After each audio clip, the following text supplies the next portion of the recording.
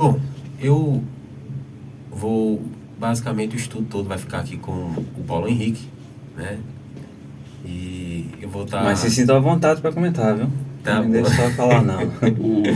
Eu vou estar fazendo algumas perguntinhas e, mediante aqui os textos bíblicos que foram lendo aqui, a gente vai, né, explanando, né? Abordando mais um assunto, e aí pode ser que surja mais perguntas e a gente pode fazer, porque a gente tem uma pessoa de grau elevado aqui. Eu sou pequeno, viu? Até o nome diz isso, Paulo, significado pequeno. Então, Muito bem. Então, assim, vamos lá. Então, semana passada estávamos falando sobre o batismo e o tema de hoje é reconciliados com Deus, ou a gente pode chamar o ministério da reconciliação, né? E a pergunta que eu faço, né, para iniciar aqui, e você pode ler os textos bíblicos que você tiver aí, Paulo Henrique, e a gente pode ir comentando aqui.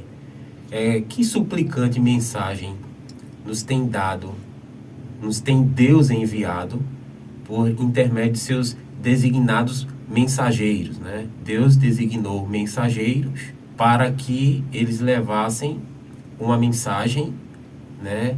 E que suplicante mensagem Deus tem enviado para esses mensageiros? interessante, né? Porque Deus, ele tem uma mensagem, ele faz uma súplica, né? Chega a rogar. E essa mensagem, ela se encontra lá em 2 Coríntios, no capítulo 5, no verso 20, diz assim: de sorte que somos embaixadores da parte de Cristo, como se Deus por nós rogasse. Rogamo-vos, pois da parte de Cristo, que vos reconciliei com Deus. Então, Deus aí, ao Ele ir fazendo todo esse processo assim de reconciliação com o ser humano, cada ser humano que Deus ele chega a reconciliar com Ele, né, consigo mesmo, Ele manda essa pessoa, né, são embaixadores, né, da parte de Cristo. E o verso até diz, né, como se Deus por nós rogasse, Ele suplicasse, para que todos aqueles que ouviram a mensagem cheguem a se reconciliar com Deus. Tem essa palavrinha aí, né? Embaixadores, né? Porque é como se, o texto diz, né? Como se Deus por nós rogasse, né? Então, é como se ele fosse um representante do próprio Deus aqui na Terra, né? Esse embaixador, o significado bíblico dele, né? É pessoa incumbida de uma missão pública ou particular, né? O cristão que leva a mensagem de Cristo, né? Tá aqui o seu significado, né? O embaixador no sentido mais amplo, né, da palavra, né? O embaixador é um funcionário diplomático de grau mais elevado que representa diplomaticamente um país junto a outro estado ou órgão internacional. E assim, o interessante é que a mensagem do texto, né, é o desejo de Deus Pai, essa reconciliação com a humanidade, né, com esse mundo e cada pessoa individualmente. E o apóstolo Paulo, ele diz assim, né, que a mensagem ela vem da parte de Cristo, né, que vocês se reconciliem com Deus. Então assim, Cristo ao enviar os 12 foram fazendo discípulos, né, como foi a ordem de Cristo. E essa embaixada, esses 12 aí representando aí o reino de Deus, e até que chegou a nós hoje, né? Amém. E graças a Deus por isso, né? E também está chegando a você ouvinte, né? E a você que está também nos vendo nessa mensagem. Paulo Henrique, através de quem é feita essa reconciliação? Através de alguma pessoa, né? Que é feita essa reconciliação, né? Deus nos deu, né? Para que nós rogássemos, né? Para que todos se reconciliem com Deus. Mas através de quem é feita essa reconciliação? Tem um texto bíblico aqui, 2 Coríntios capítulo 5, o verso 18, que diz assim: tudo isso provém de Deus, que nos reconciliou consigo mesmo por Jesus Cristo e nos deu o ministério da reconciliação. Veja, através de Jesus Cristo, né, a gente pode ter essa reconciliação com Deus. E o interessante é que Ele nos deu também esse ministério da reconciliação. Então a gente tem que levar essa mensagem, né, para que as pessoas não estejam mais distantes de Deus, afastadas, até podemos usar um linguajar assim, mais de fácil entendimento. É como se as pessoas estivessem intrigadas de Deus, né, inimigas, e agora Cristo ele vem com essa mensagem. Deus Pai escolhe Cristo para fazer essa reconciliação e também nos dá esse ministério, né, para a gente levar essa reconciliação para todos. Então você vê aí, né, que parte assim sublime nós temos também, né, nesse papel de divulgar a mensagem, porque temos esse ministério, somos embaixadores, né, para levar essa mensagem. Então veja só, Jesus escolheu, né, e escolhe a todos para levar, né, ou seja, ele reconcilia você com Deus e daí você agora tem um ministério também de reconciliação, levar essa mensagem. Que privilégio, né? Que privilégio você vê, né? Porque os anjos queriam fazer esse trabalho, né? Mas Deus diz, não, Deus colocou pra gente. Aí por que esse dever? A gente diz, mas rapaz, um dever tão assim, que não é fácil, né, Paulo? A gente sabe que não é fácil, né? É viver na contramão do mundo. Mas Cristo entregou pra gente para que a gente conseguisse trabalhar cada vez mais e ter mais reconciliação e se aproximar mais ainda de Cristo, né? Então é por isso verdade. que esse é o nosso dever, né? Como cristão, de pregar, de falar. Ó, Cristo vive, né? Cristo... Eu pergunto, o que é reconciliação? Significa que a gente éramos inimigos de Deus para que houvesse essa reconciliação? Né? Eu queria que o Paulo Henrique pudesse explicar melhor aí essa questão de reconciliação. O que é reconciliação? Por que eu devo me reconciliar com Deus, né? E por que eu devo levar esse ministério para que as pessoas se reconciliem com Deus, né? Nós éramos inimigos, né? E a pergunta que eu faço é: que foi necessário a fim de se efetuar esta reconciliação? O que foi necessário? Pois muito bem, né? Reconciliação. A partir do momento, já foi até passado aqui nos estudos, né? Nos estudos anteriores, o pecado ele é terrível, ele causa uma separação, né? Entre o ser humano e Deus. Deus deixa isso bem claro, né, na sua palavra. Então assim, a Bíblia diz que todos pecaram. Chega um momento que o ser humano vai tomar uma decisão, né, quando tem consciência do que é certo e errado, e daí optaram, né, toda a humanidade assim, para fazer o que é errado, transgredir a lei de Deus. Daí houve essa quebra. O ser humano poderia ter essa reconciliação, quebrou. Então, e agora o que é que Deus faz, né? Como você também perguntou. O que foi necessário, né, a fim de efetuar essa reconciliação? Romanos, no capítulo 5, no verso 10, diz assim: porque se nós, sendo inimigos, fomos reconciliados com Deus pela morte de seu Filho, muito mais, estando já reconciliados, seremos salvos pela sua vida. Ou seja, foi Jesus que fez essa reconciliação. Mas alguém poderia pensar, mas Jesus fez como? Aí teve algo muito assim, muito profundo, porque ele teve que morrer, foi pela morte dele. Não foi simplesmente Jesus vir a este mundo e estar aqui, daí, ok, já houve reconciliação, não. Ele teve que morrer. Interessante Então, que aqui ele diz assim que nós era inimigo, né? Isso, Nós sendo inimigos. inimigos, né? A Bíblia diz, né? Mesmo nós sendo ainda pecadores, Jesus foi lá e morreu por nós, né?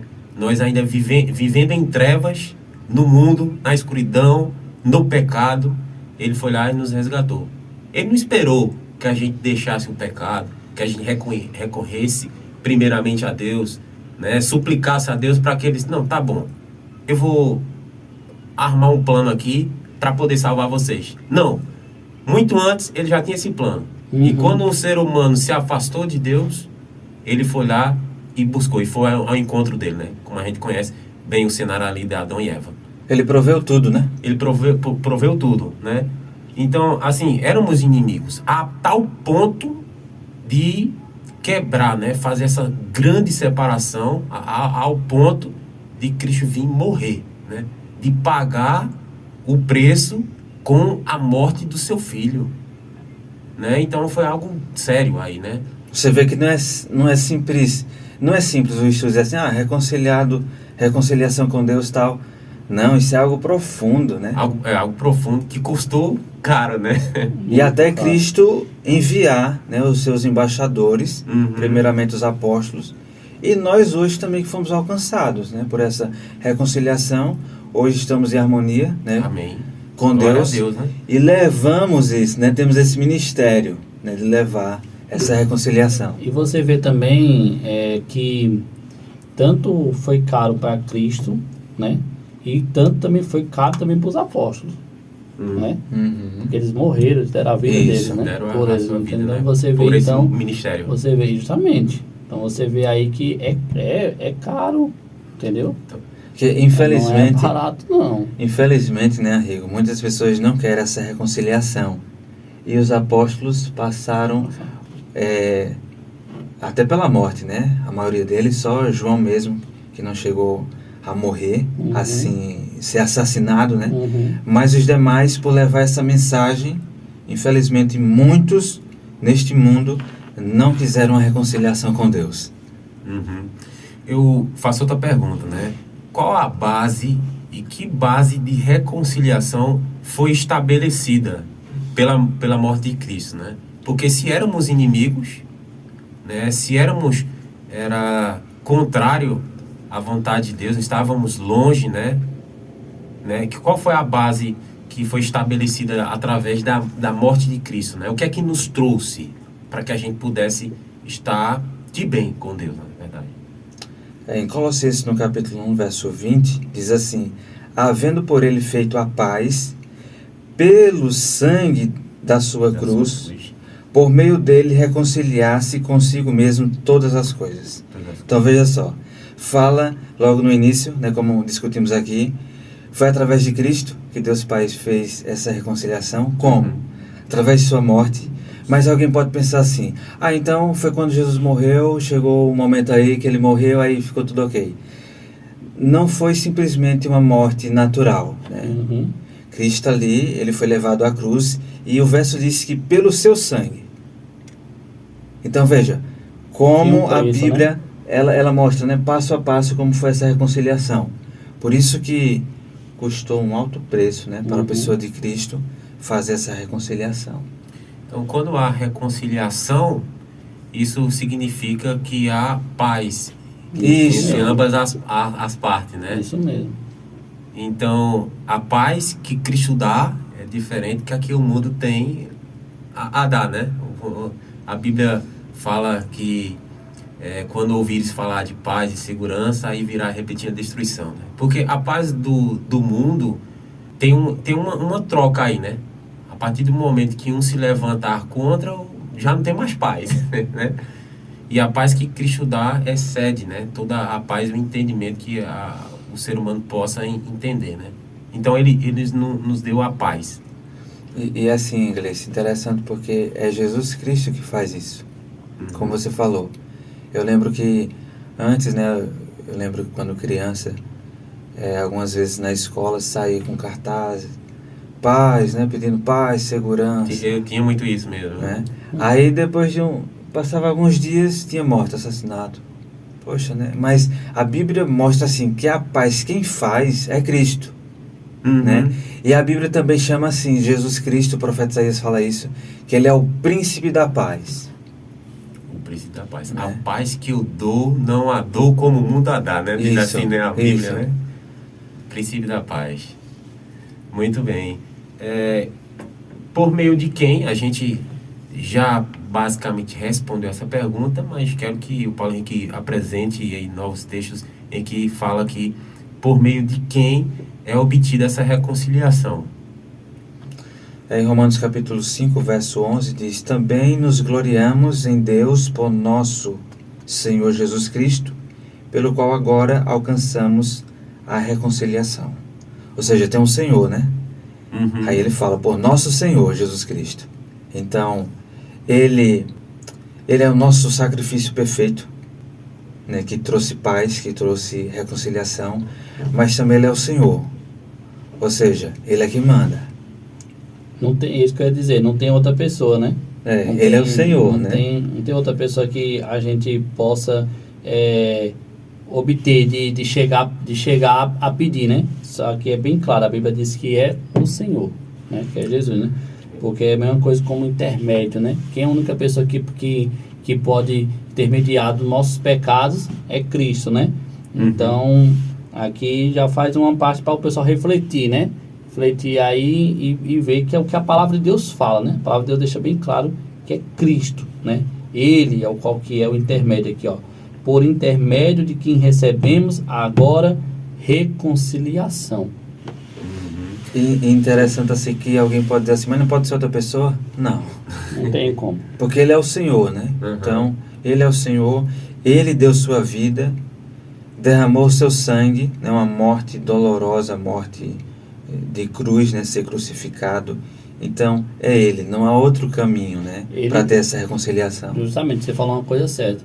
Ele fez por merecer onde ele está, né? Essa é a realidade. Ele fez por merecer. Então, se ele hoje ele pode intermediar nossos pecados, é porque ele pagou. Ele cumpriu o que tinha que ser feito. Isso. Né? Então, eu não conheço outra pessoa na Bíblia que fez o que Cristo fez. Não sendo Jesus. Ele foi o único que morreu na cruz e ressuscitou, né? Porque ele cumpriu o que tinha que ser feito, desde lá no céu, aqui na terra. Essa reconciliação é só de mim para com Deus, né? O que traz paz de mim para com Deus, ou ela também é estendida para o ser humano, né? Traz união entre, né, judeus e gentios, né? Que foi por meio da cruz, né? Então a pergunta que eu faço é por que ou por qual união reconcilia Cristo tanto judeus como gentios com Deus por meio da cruz? É interessante, Gleice, porque alguns podem pensar assim, será que só é para um grupo, né? De pessoas? Pois é. Ou passa a ser para todos, né? Todos os habitantes desse mundo. Em Efésios, capítulo 2, o verso 16, diz assim, e pela cruz reconciliar ambos, ou seja, tanto judeus como gentios. Deixa eu ler mais uma vez o texto. E pela cruz reconciliar ambos com Deus em um corpo, matando com ele as inimizades. Então assim, através do que Jesus fez, ele pode unir no corpo, ou seja, na sua igreja, no qual ele é o cabeça. Unir, agora entra aí pessoas de diferentes nacionalidades, né? Raças, enfim. Todos, através de Cristo, podem estar unidos, reconciliados nesse corpo, do qual ele é o cabeça. Muito bem. Então é uma quebra, né, dessa barreira de inimizades que Cristo traz, né? Tanto dessa união de mim para com Deus, né? Mas que traz união entre as pessoas, né? Não só de uma nacionalidade, mas de diversas nacionalidades, né? Ali transformando em um só corpo, né? Um só propósito e um objetivo. Você ia falar? Desde o começo, né, Gleice, se a gente for olhar, né? Desde quando Jesus veio para cá, ele já quebrou esse paradigma, né? As pessoas que eram mais... como que o pessoal mais rejeitava, era a qual que mais ele estava perto, né? A qual que mal o pessoal deixava para lá, era o qual que Jesus sempre estava perto. Então Jesus sempre, ele não teve, nunca ele fez distinção de nada, né?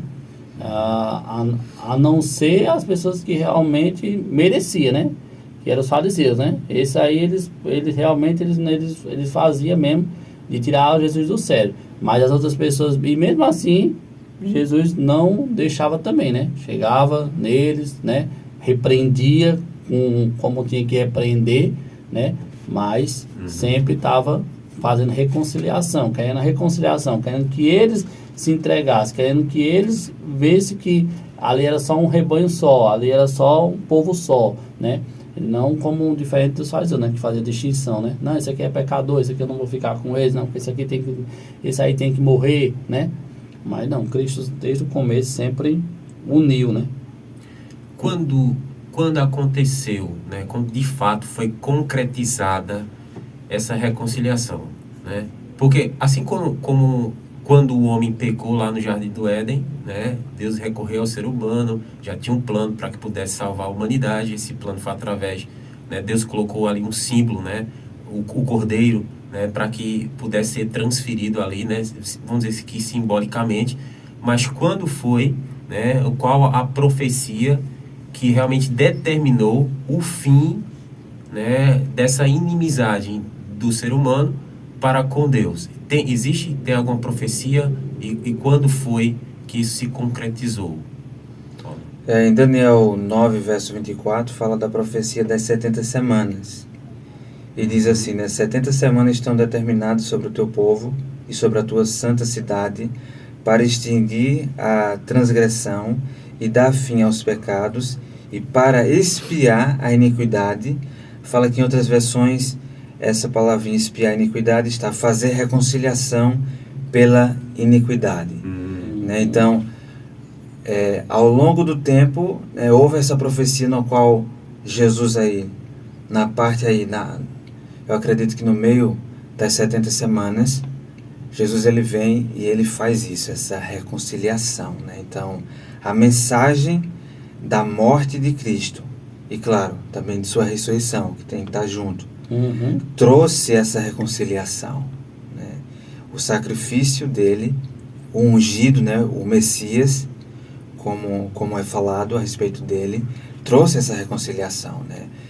O perdão que é completo, que quando Deus ele oferece o seu perdão, ele dá o seu perdão, é porque já houve um reconhecimento do pecador, que ele transgrediu a lei, ele confessa, Deus coloca o dom do arrependimento no coração, e daí o ser humano agora pode viver reconciliado com Deus, né, em novidade de vida. Certo, muito bem. Outra pergunta que eu faço, Paulo Henrique, é o seguinte, né? Certo, a Bíblia diz que o salário do pecado é a morte, quem peca tem direito a morrer, né?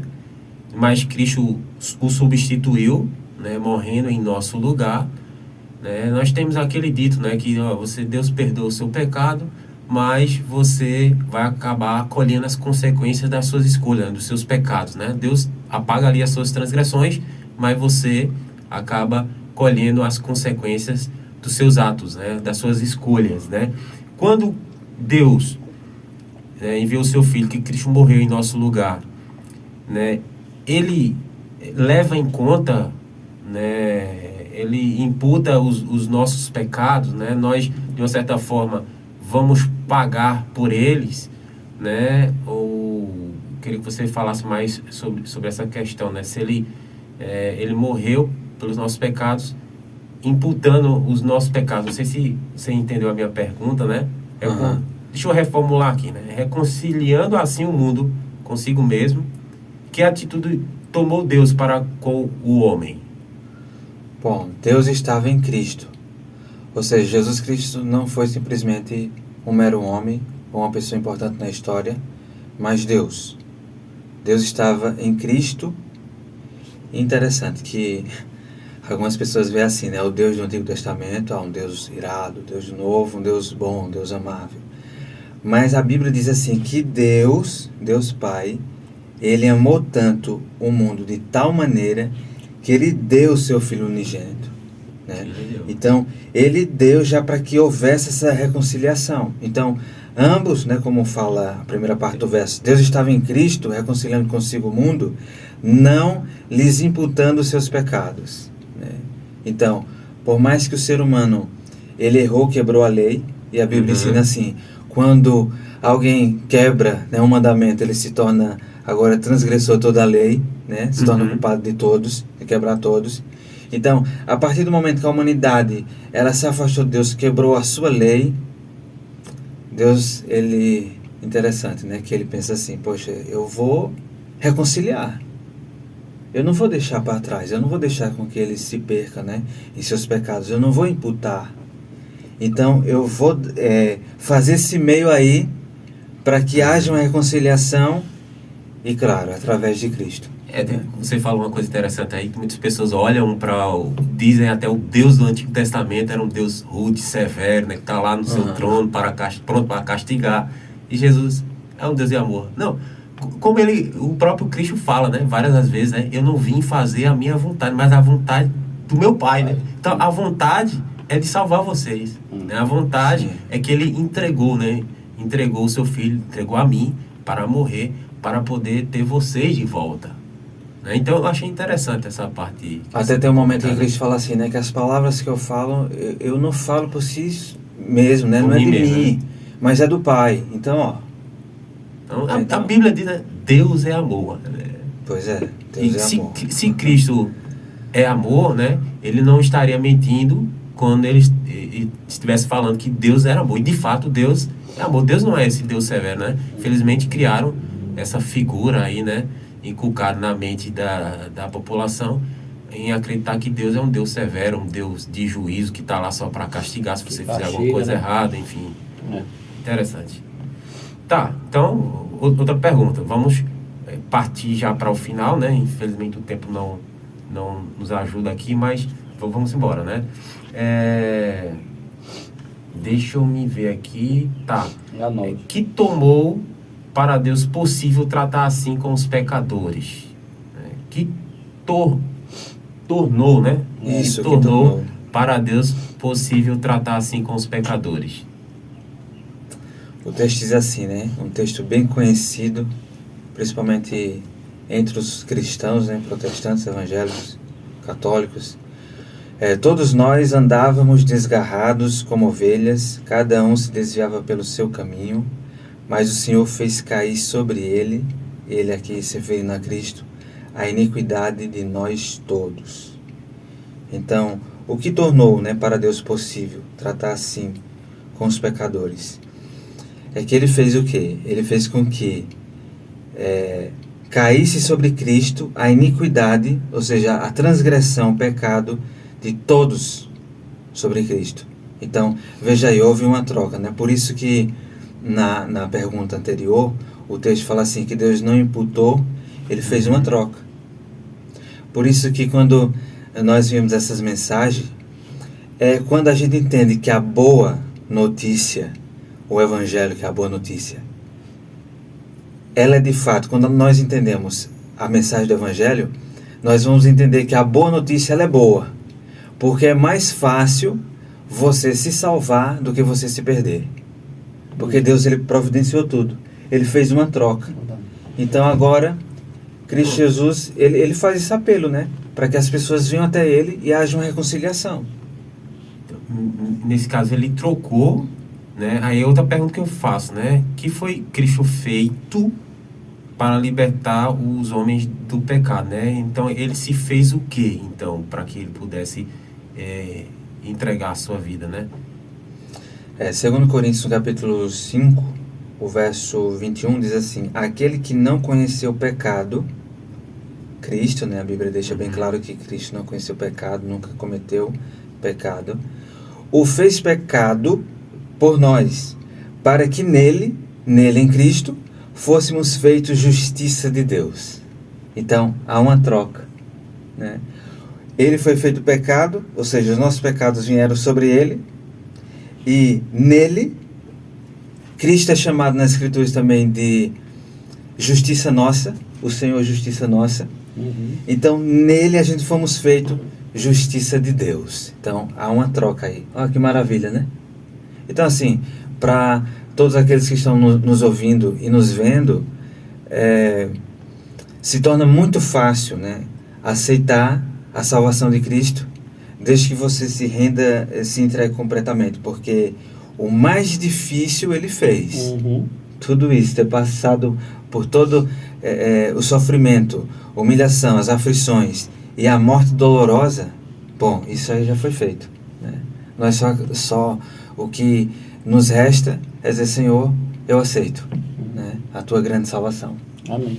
Agora, que bom seria, Paulo Henrique Arrigo, né, se as pessoas que realmente estão em trevas reconhecessem o seu estado pecaminoso e o estado onde se encontra, né? Porque aqui diz que todos nós andávamos desgarrados como ovelhas, né? Sem pastor, perdidos. Cada um pelo seu caminho, né? Cada um pelo seu caminho, né?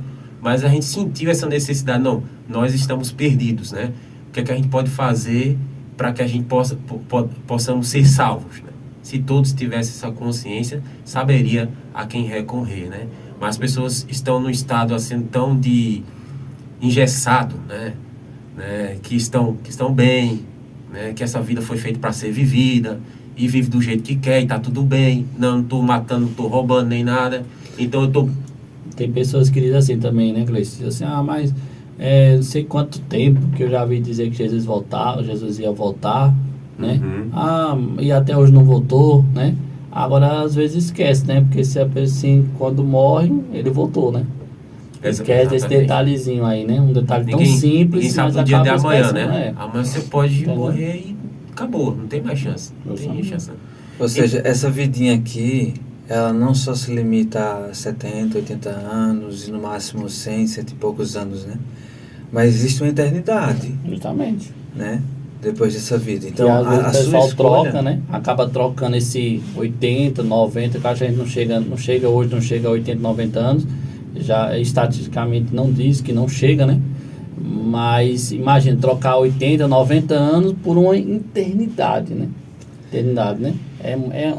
É como você diz, o mais fácil parece que pra gente deixa ele ser mais difícil, né? E não é, E né? não é. E não é. Não é. Tá, Jesus o fez pecado por nós. Como ele foi tratado? Como ele foi tratado? Isaías 53, verso 5 diz: mas ele foi ferido pelas nossas transgressões e moído pelas nossas iniquidades. O castigo que nos traz a paz estava sobre ele, e pelas suas pisaduras fomos sarados. Então, Jesus Cristo, como ele foi tratado? Ele foi ferido, ele foi moído, Né? Pisado, ele foi né? castigado. Imagina aí, né? O julgamento que Jesus teve foi um julgamento desonesto. Foi, em tudo. Né? Em tudo. Diante do governador ali de Pilatos, né? Pilatos logo de então parece que quer saber da verdade, mas é sufocado pela pressão da multidão. Ele meio que, né, Paulo? Ele meio que assim, acho que eu fui pensando assim, né? Ele meio que tipo assim, queria acreditar, mas não acreditava, né? Que é quando Jesus diz assim, tu és, né? Aí diz, quem está dizendo é você, né? Jesus queria que ele realmente acreditasse naquela lei que ele estava, né? Reconhecesse, mas ele não deixou. Ele deixou ser, como você diz, né? Sufocado. Ele deixou pensar no poder, pensar no que o povo ali ia, e esqueceu do principal ali, né? E Isso. Deus queria salvar ele, mas ele não aceitou. E interessante que ele infligiu o castigo, né? Mandou que Jesus fosse açoitado.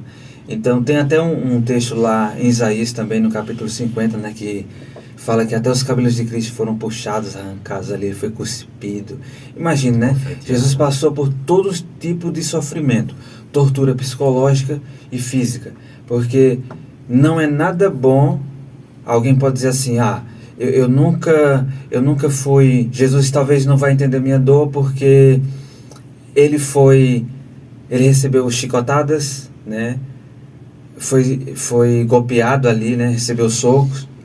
Mas Jesus, ele entende também a dor emocional. Porque a partir do momento quando ele recebeu cuspidas na sua face, isso mexe muito com o seu psicológico. Você passa por uma vergonha, por um embaraço assim, muito grande. De fato, ele foi desprezado, humilhado, fizemos dele como sem caso algum, né? E é isso que nós merecíamos, né?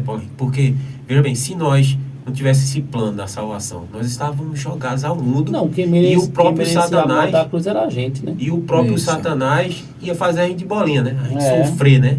A tal ponto, né? Até porque eu acredito que ninguém tenha sofrido tanto quanto o próprio Cristo ali na cruz, né? Isso. Teve várias mortes ali na cruz, mas ele não sofreu tanta humilhação e tanto desprezo, castigo como o próprio Cristo, né?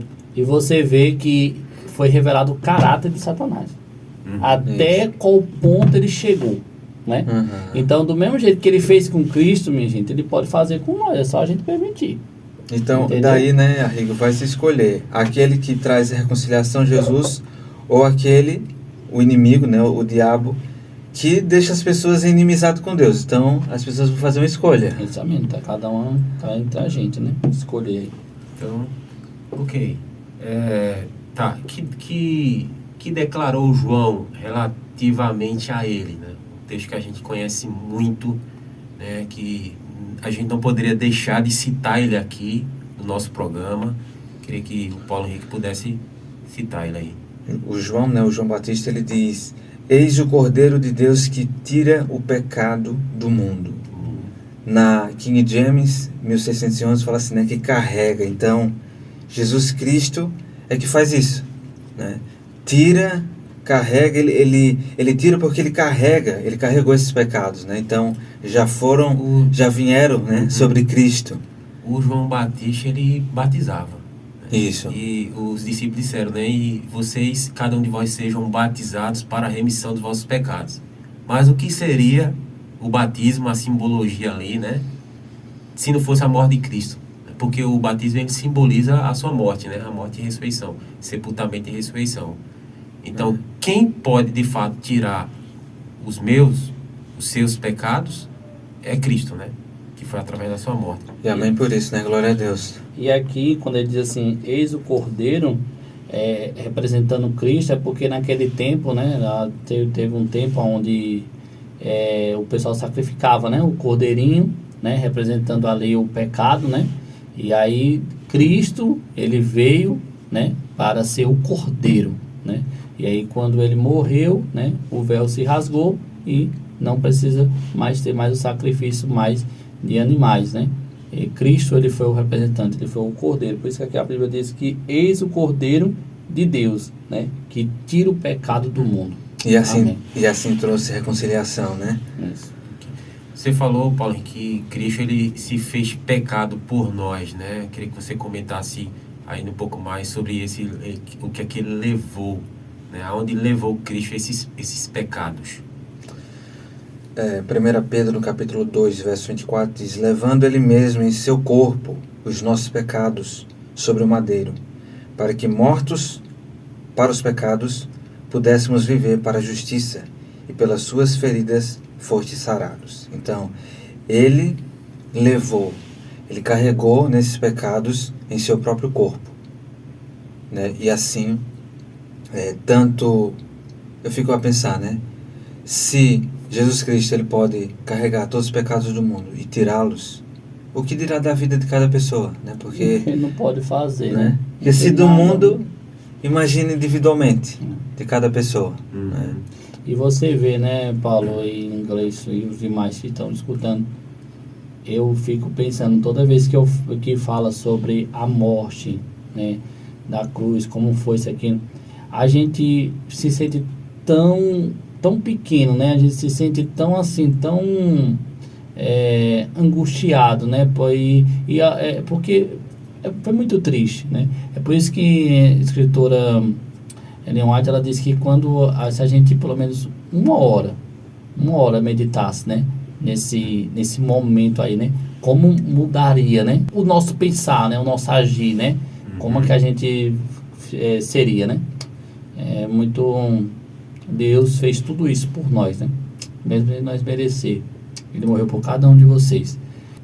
Para a gente fechar aqui, qual o grande desígnio de Cristo, né, em sua obra de reconciliação, né? Qual é o grande desígnio, né, de Cristo nessa obra de reconciliação?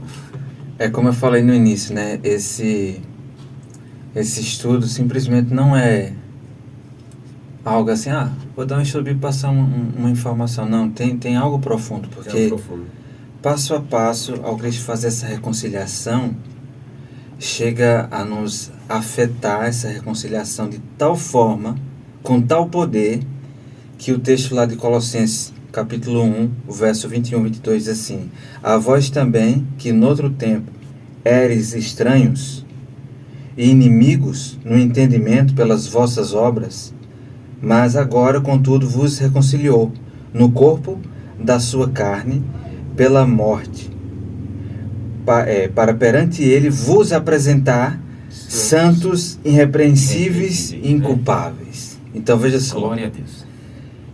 A morte de Cristo, pelo fato de Cristo ter vindo aqui, ele ter passado por todos os sofrimentos, humilhações, ele ter carregado todos os pecados em seu corpo, ele chegou a derramar o seu sangue. Tudo isso para fazer uma reconciliação completa, ao ponto de vai chegar o momento, quando ele voltar, ele vai apresentar esses que receberam a reconciliação. Essas pessoas estão ali, ou seja, já estão feitas, né? Santas, irrepreensíveis e inculpáveis. Então, é um poder imenso dessa reconciliação, ao ponto de deixar todos aqueles que aceitarem, assim, né? Santos, irrepreensíveis e inculpáveis. Maravilha.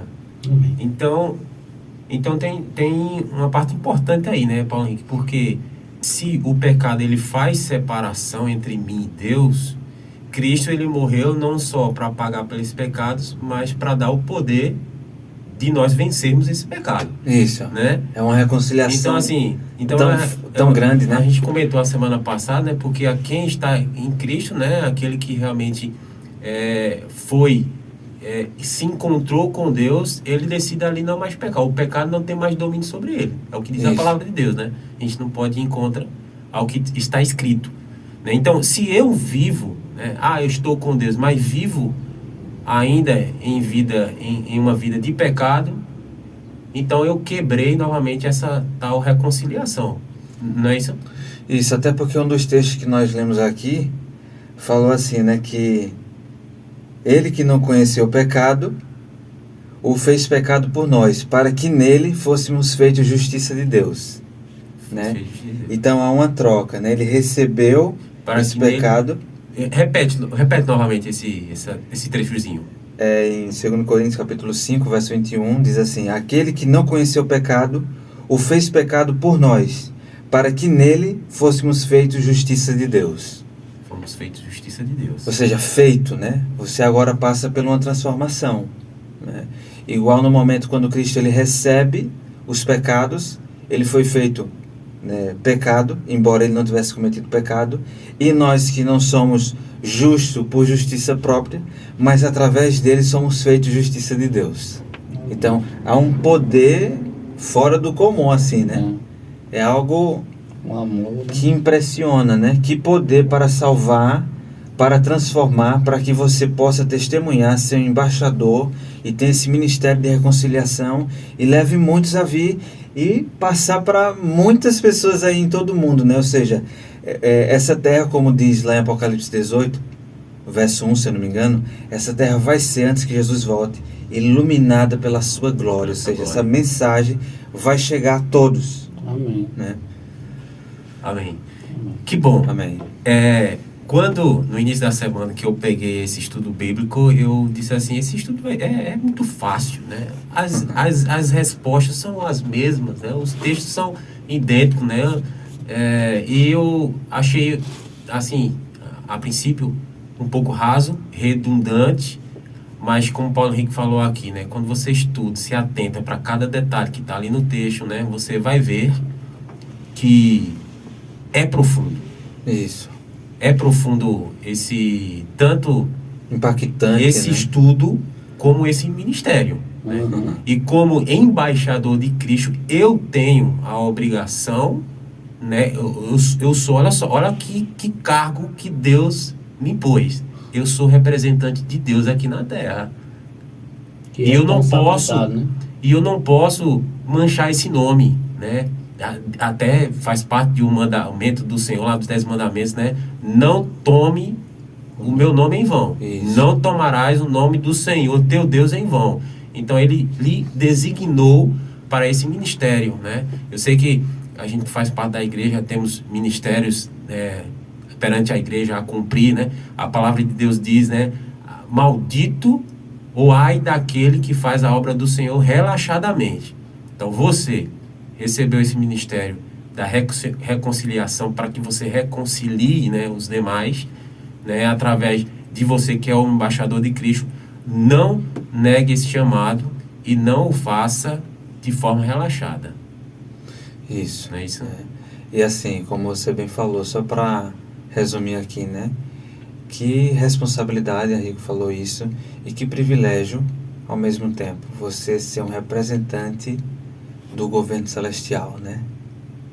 Você vir representar a obra desse Deus Salvador amoroso, né, de Jesus Cristo, para que os demais que ainda não foram reconciliados possam assim ser, né? Então, que Deus abençoe cada um, né? A nós aqui e a você que nos ouve e que nos vê. E que privilégio, né? Será lá no céu, né? Quando a gente vê, né? As pessoas que, através de um estudo, através de uma palavra, né? Porque a gente pode dizer assim, mas eu não sei pregar, né? Eu não sei pregar, não sei ler a Bíblia, né? Mas tem muitas formas, né? A forma é você trabalhar para Deus. Ele capacita, né? ele não chama Justamente. os capacitados, mas capacita os escolhidos. Né? Justamente. Aquilo que é impossível aos homens, para Isso. Deus. Não, aquilo que é impossível aos homens, para Deus, tudo é possível. Né? Isso Amém. mesmo, isso mesmo.